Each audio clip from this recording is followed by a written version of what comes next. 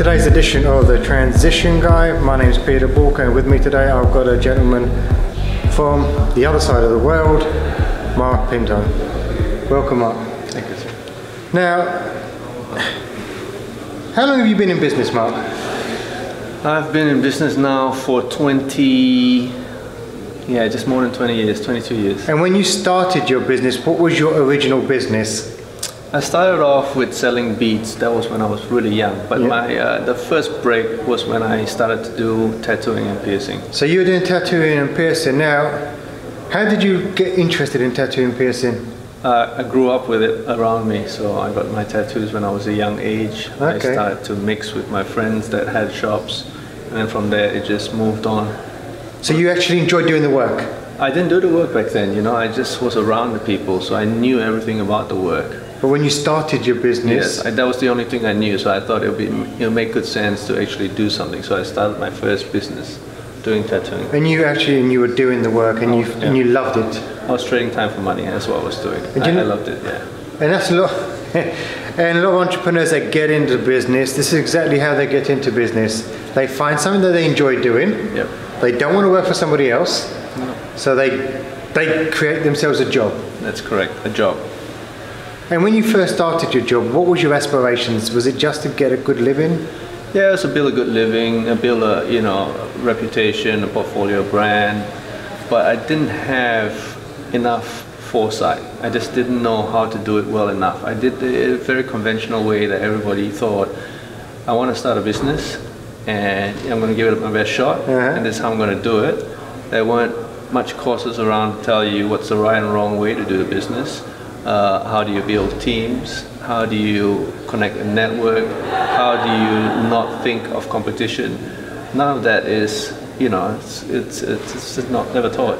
So when you actually first started, did you actually fall into the trap of when you wanted more money, you would just work longer hours?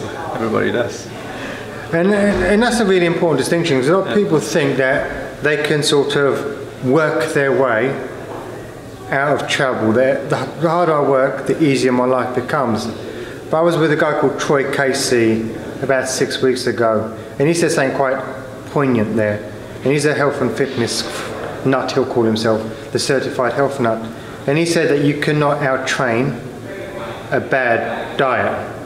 And I do believe that in business, you cannot outwork a lack of knowledge. And that's what a lot of people try to do. They try to outwork it. If I work really, really hard, I can outwork the stuff I don't understand. Yep. But you hit a brick wall. Yep. And so many entrepreneurs I've met, they've just burnt out, where they've just worked so hard, and they just crashed. So how did you overcome that? How did you get out that trap of exchanging that time for money? Yep. Because if you think about it, doing tattoos is just doing tattoos, isn't it? Yep. You become really good at the artistry, therefore people just want you because you are very good at what you do. Correct. So you kind of create yourself your own prison. Yeah, exactly right. How did you break out of prison? How did I break out of prison? Okay, so I was always into learning. Okay. And from a young age, my mom always taught me, you need to read a lot of good books, not just storybooks, but educational books, inspirational books, motivational books, So as a result, I have just been chasing mentors.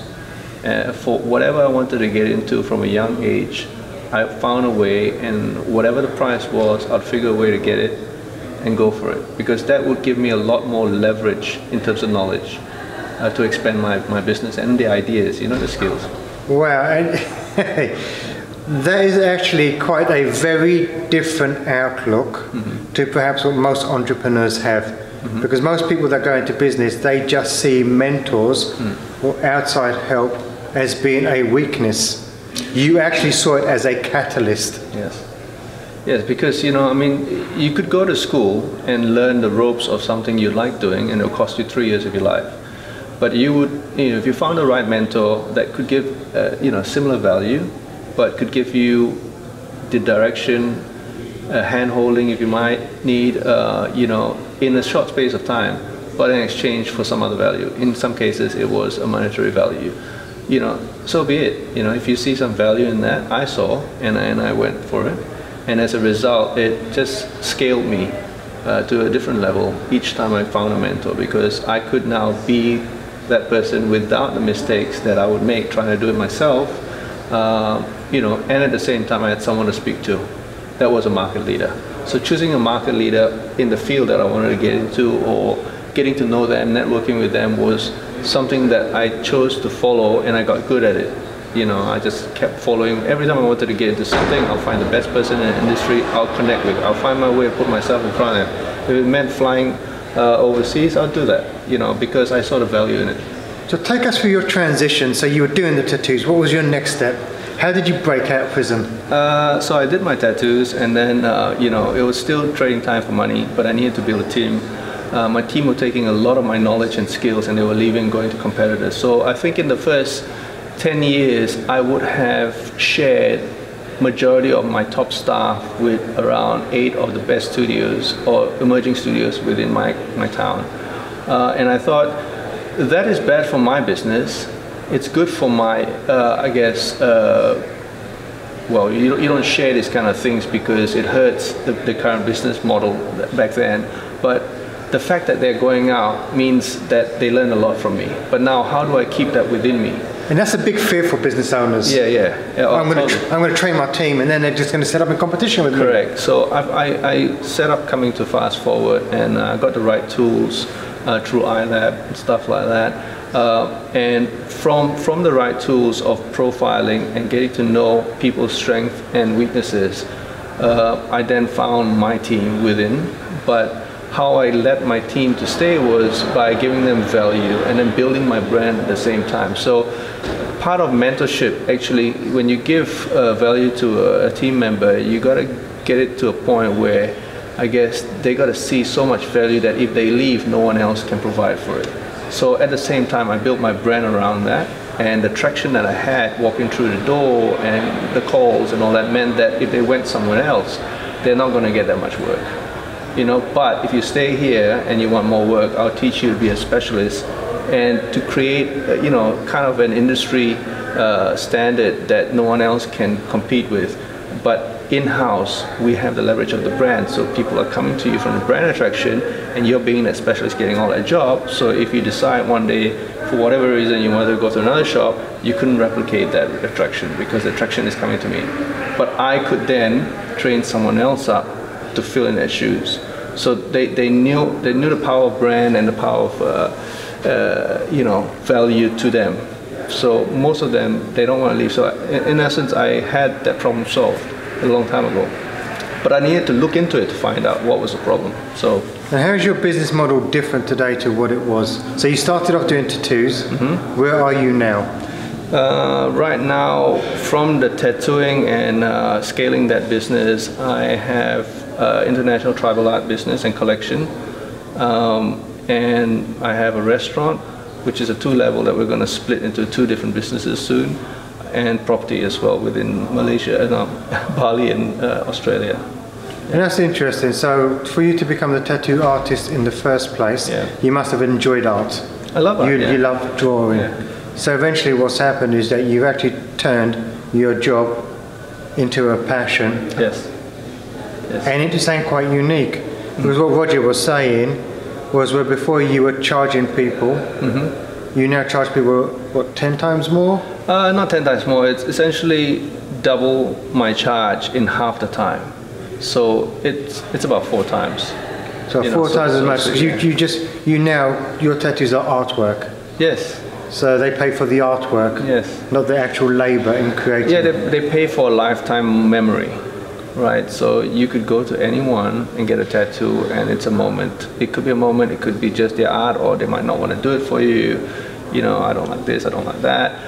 For me, it's all about the customer. I listen to the customer, we create something different, we build a relationship along the way, but there is a cost to the product. Right, so I'm not selling a service anymore, I'm selling a product. The product is the end piece. The product is your memory. Right, so if I'm selling you a memory, you can't really put a cost to it. But if I'm going to give you extra value in terms of getting the memory, like half the pain, half the time, that's more value to it. You're prepared to come to me, not only for reputation, but for customer service and for, you know, how do you say? It's not that excruciating anymore. You know. Yeah. It's a bit more comfort. Yeah. And you talked about building a brand.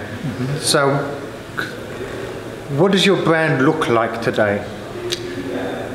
How do you mean by that? Like, well, put it this way, you've created this brand. That brand also means that you're quite sought after as an individual. Yeah. So within your field of sort of the whole tattoo artist area, you are now what we'd call an expert. Yes. In a certain field I am, yes. So I mean the brand awareness comes, I mean brand building is, you know, I mean with different businesses you can relate to a logo, for example. In our case it's the name, right? And the reputation. Brands are all about reputation as well, but it's the name and the reputation and what it relates to with what we put out in terms of the artwork from all the different artists that we have, the specialists and all that. So in terms of that leverage, people know us through the name and through trust. For the other businesses, it's also through name and through taste, for example, for the restaurant. So they know the name is still new, they don't recognize the logo, all that. When they see it, they remember, you know, something, but the logo is not the powerful part of the brand, it's the name and the taste in the restaurant. For the restaurant business. Yes. So, you've had an extraordinary journey. If you were to give 3 tips for entrepreneurs out there, what would be the 3 tips you would give them? Okay, one of which would be find a mentor, pay for the right type of learning, and give people value. The customer is always king. You know? Yeah. And it's all about the customers. It's all about the customer. How we add value to the market. That's it. That's just solely it. If you add value, you're not chasing the money, which a lot of businesses are set up to chase the money. But if you can give the value, you will get the returns regardless anyway. But you'll get more than the returns because they'll start speaking about you. And that's how you built your business? That's how I built all my businesses. So once I got it down about giving value, the businesses can scale a lot faster because no one in my teams are chasing the money. They're chasing the customer satisfaction and the feedback. And as a result, when you can deliver higher, because it's all about test and measure, and when we can test and measure what the customer wants and make it better for free and better, then the word spreads like, you know, wildfire. And you know, and you get money out of that, you know. So. And the one thing I would say, we use the word add value. Add value doesn't mean drop your price. Add value doesn't necessarily mean the cheapest. Add value is going beyond your service, actually creating an experience for your customer that really can't be replicated by anybody else. That's exactly it. Yeah.